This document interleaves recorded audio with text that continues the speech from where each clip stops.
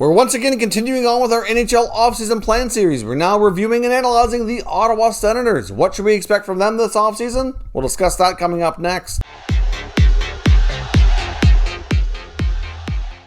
So welcome back to another video here at Top Shelf Hockey. Now, as I mentioned today, we're looking at the offseason plans for the Ottawa Senators. So we're going to take a look at their team statistics. We're going to look at what contracts they have coming up, how much cap space they have to handle all that, and what are the 5 burning questions facing this offseason so they can continue to take steps forward here with this team. So let's now take a look first at their regular season statistics and analyze how things went this past year. So the Ottawa Senators finished with a record of 23, 28, and 5 for 51 points. They managed to escape the basement in the North Division, barely, just squeaking ahead of the Vancouver Canucks. But as I mentioned in the Canucks video, I think a lot of the factors that put the Canucks lower than the Sens in the standings were largely due to injury and COVID. I'm not sure they really, full-fledged deserve to be there, but it is what it is. Minus 33 goal differential. Obviously, early on especially, they were not getting good goaltending, gave up way too many goals against. The power play was 15.5% successful for 26th best, so that needs work. The PK was okay, but not great, 79% for 20th best, but it did start to climb up as the year went on. Early on in the season, it was even much lower than that. The second half was much better. Otherwise, they would have been pretty much at the bottom of the league here. Now, for cap space, they have $28.5 million in space heading into this season, and they do have some contracts to look after, but nothing too real crazy here. But I mean, they do have some key RFAs that need to be signed, and hopefully, for their sake, longer term extensions. But now let's take a look at the contract situation here for their RFAs and UFAs heading into the 21 offseason. So as you've seen on the thumbnail and what we suggested here early on, obviously Brady Tkachuk leads the way with the RFAs that need to be looked after, followed by his line mate and fellow RFA Drake Batherson. I mean, those two guys proved to be super important to this team. Obviously Brady Tkachuk, I do expect to be named team captain. There's already been a lot of talks that Dorion and Pierre Dorion and Melnick want to do a long-term deal, and it sounds in a way like they're trying to encourage him to do a long-term deal,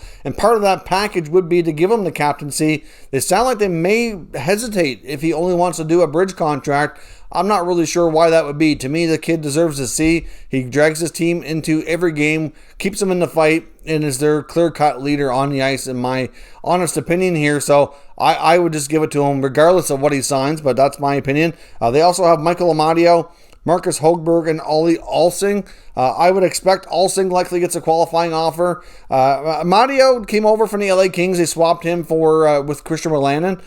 I don't know that he returns. I don't think he gets a qualifying offer. They have so many young forward prospects that I don't think he really fits. And they've already acknowledged that Marcus Hogberg will not be getting a qualifying offer. They have a lot of goalies in the system that have passed him on the depth chart after a not so great season from Hogberg. So he will become a UFA here as well. On the UFA side, they have some veteran guys that most of which I don't see coming back. You had Derek Stepan, definitely not coming back. Michael Haley. They could bring him back on an AHL deal for the work with their farm team, maybe, but he's not an NHL player in my opinion. You got Matthew Pekka, can't see him returning. The Artem and Nisimov, I think the Artie party is done in Ottawa, but it was okay while it lasted. I mean, he was a good vet, good pro, but certainly not up to the contract he was making, and not necessarily a regular NHL player anymore, in my opinion. And of course, you get the most interesting of the bunch is Ryan Dzingel, who they reacquired from Carolina. Now, when he first came back from the Hurricanes into the Sens organization, he started off real strong. I think he had 5 goals in his first 10 games or something like that. But then he cooled off, and really, Ryan Dzingel played mostly on the fourth line. I mean, he's got lots of speed.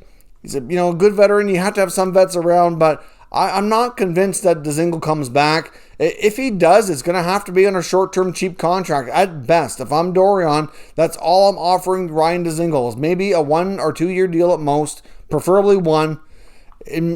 Maybe between 1 and 2 million at most. Like you can't have players in the bottom 6 making that much money, and he was very inconsistent after he got off to a hot start. So personally, I'm not really sure if the second coming of Ryan Dzingel is going to last very long. But at the same time, he's had more success in Ottawa than he has anywhere else. So if I were him and the team offers me even a 1 year deal at $1 million, I'm probably going to take it just for the fact that I think I have the best shot at, actually putting up some decent stats, bet on myself and see if I can get a better contract the following year, even if it's with another organization. Now let's take a look at the 5 burning questions facing the Sens as we head into the full swing of the offseason. Obviously, the big question, number 1, like I said, can they get Batherson and Tkachuk signed and name Brady Tkachuk captain? And clearly, like I said, he's their clear-cut leader. And like the Canucks, when I talked about them the other day, with Pettersson and Hughes, this is comparable for the Senators. I mean, yes, they're both forwards here, but Tkachuk and Batherson are both top-line talents in Ottawa. Along with Josh Norris, they composed the top line of this team, had a tremendous year, saw tremendous growth as the season went on, and will likely both be first-line or top 6 forwards for them for a long, long time. So, obviously, they want to get long-term deals done if possible. From a team side of things, it will hopefully save them money longer term, but at the same time, from the player side of things, like I said, maybe doing shorter-term deals is better for their pocketbook longer term, as they can probably cash in at a higher rate in a few years' time. But either way, getting these contracts done are Pierre Dorian's number 1 concern, in my opinion. And like I said, I would put the C on Brady Tkachuk regardless. But I know if they get a long-term deal done, it's happening for sure. At least that's my take on that situation. The number 2 burning question is, do they go out via trade or free agency and try to find another top 4 defenseman? As you saw early in the season, the forwards were not so much the issue. It was getting good goaltending, and the defense core was pretty brutal. Now, of course, they had some bright spots, but not many, and you could certainly tell that, in my opinion, they really need another top 4 guy, preferably a right-shot guy who can play with Thomas Chabot. Nikita Zaitsev, to me, isn't that guy. They could easily move him around into the lineup here, maybe slot him differently. I mean, there's worse options than Zaitsev, for sure. But if they could find a way to get somebody to play with Thomas Chabot, like you saw them do with Mark Mathot to play with Erik Karlsson a number of years ago, that's the kind of guy they need. And maybe Artem Zub, who they already re-signed here, who came over on a 1-year deal from Russia and played very well, who they got on a very team-friendly short-term contract for a couple more years. Maybe he slots there. I'm not sure, but they could use another top 4D. I mean, they have Jake Sanderson, but he's likely going to play college hockey for at least 1, maybe 2 more years. You don't know. He's going to be a little while getting into the lineup. He is definitely projecting, at least right now, to be that top 4 guy that they're missing. But then you're going to have guys like Eric Brandstrom getting more of an extended look. You still got Zaitsev, you got Zub, and you know what? Like a guy like Zaitsev could be moved down to like the 3rd pair if he's still there. And you have Zub and Brandstrom, another guy that comes in as a right shot guy. I don't see them going out and trading for a guy like Seth Jones, who's reportedly available, but, something has to give here. I do see the Sens exploring the market and between trades and free agency to see if they can find a top 4 right shot D. I think that would be a huge help for them heading into the next season. Now, the number 3 burning question is, how do they handle the Seattle expansion draft? Who are they going to lose? At this point, it looks like they might have no choice but to lose a young goaltender. We saw them, have some young goalies come in the mix after Matt Murray got hurt. Obviously, Hogberg got hurt early, didn't play well. Joey Daccord did well. Philip Gustafsson did even better, really, in a sense, because he got to play longer and had a bigger sample size. They picked up Anton Forsberg off waivers, who did pretty well for them, who they extended for 1 more year. I mean, it's only 1 year, like $900,000, so it's not a huge contract for Forsberg. So if the kids are moving ahead of him into the, as we go through training camp and early in the season, moving on from him either through waivers or putting him in the minors is a minor deal. So they don't have to worry about that contract. My only concern is that they really don't need to protect Matt Murray. He was given a bigger contract after they acquired him last offseason, but he has not earned the ability to be protected, in my opinion. So I say they expose Murray, knowing that he's likely not going to get picked up by Seattle. At least I would not think so. So they're not really at risk to lose him, so they could protect either Daccord or Gustafsson. And then the other, who's not protected, could very well be the player that Seattle selects. I mean, if you take a look at the rest of their lineup, a lot of players are exempt from the expansion draft because they're not more than second-year pros. They have a lot of younger players in the mix here that they don't have to protect. I mean, on the blue line, you got Thomas Chabot is really the main one. They just signed Artem Zub, and likely if they sign Victor Mete, which is expected here as an RFA, those are likely going to be your 3 guys that are protected. And then you've got Zaitsev would be exposed. I don't see them taking that contract. Maybe Josh Brown, who did play better the last, maybe 10, 15 games of the year.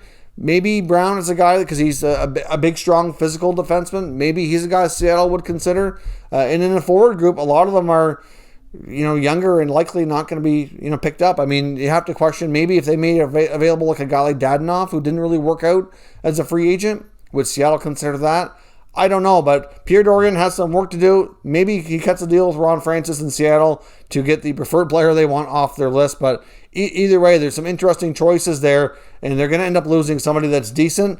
But at the end of the day, it's likely not going to be as big of an impact as we might see with some other teams. Now, there's also a lot of talk here, which we'll address in burning question number 4, is do they add some veteran help at the center position? We saw Josh Norris have an excellent rookie season. Obviously, we got Shane Pinto at the end of the season come in and did really well as well. So those two guys likely are your top 2 centers moving into the future. You got Colin White, who hasn't really panned out, could end up becoming a winger, could be traded. You never know. I think the future for White is uncertain in that regard. They had some veteran centers like Anisimov and Stepan, as I mentioned, but they're not coming back. Do they go out and get another veteran center to really solidify down the middle?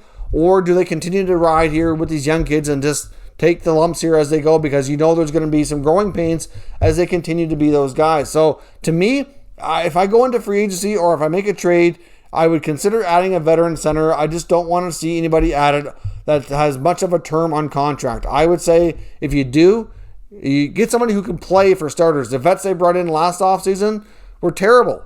And they slowed them down, and they really prevented them from winning more games at the beginning of the year. So they have to make sure that they get it right if they bring in some veteran help. But I'd be very, very cautious of that. Let the kids play. Let them grow and develop and mature. Obviously, they showed this past year, once they were given more of the reins here to run with it, they did exceptionally well. In the second half of the year, they were one of the league's top teams. If they could have erased the first 15 games of the year, which I know you can't do, they would have been a playoff team. They're probably looking at like some of the series that we saw in the North Division playoffs saying, if we wouldn't have had such a bad start, we could have been in there. We probably could have won.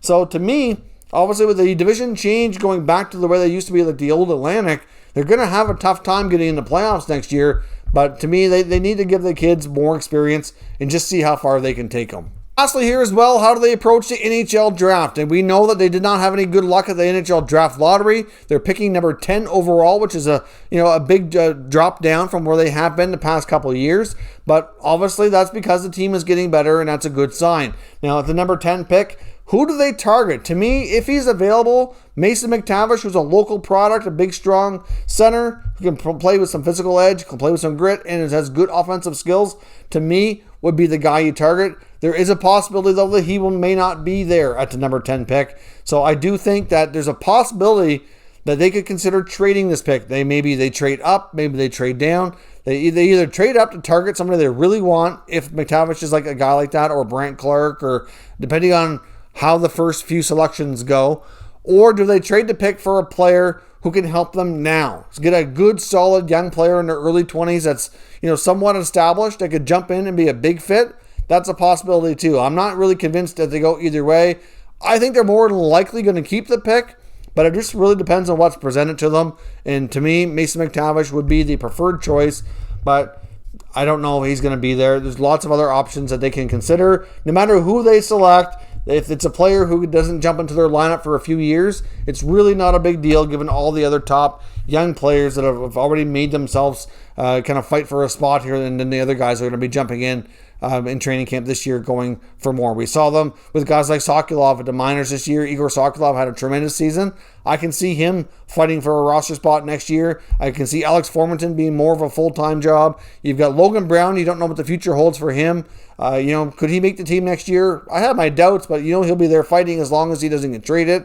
There's lots of other players too. So to me, they don't have to make a rash decision here. They can either trade the pick for a player who can help them immediately, or take a player they can wait on for a little while. So that is my analysis here of the Senators offseason. I do think, like some teams, are going to have some big things to watch for. Mainly their RFA contracts will be the biggest things they do. And of course, we'll see how they handle the NHL draft and the expansion draft as well. So let me know what your thoughts are on the Sens offseason, and we'll discuss further down in the comments. If you're new to the channel, make sure you subscribe and stick around. We'll keep you up to date with all the latest news on all 32 NHL teams. Thank you for watching, and I'll catch you next time.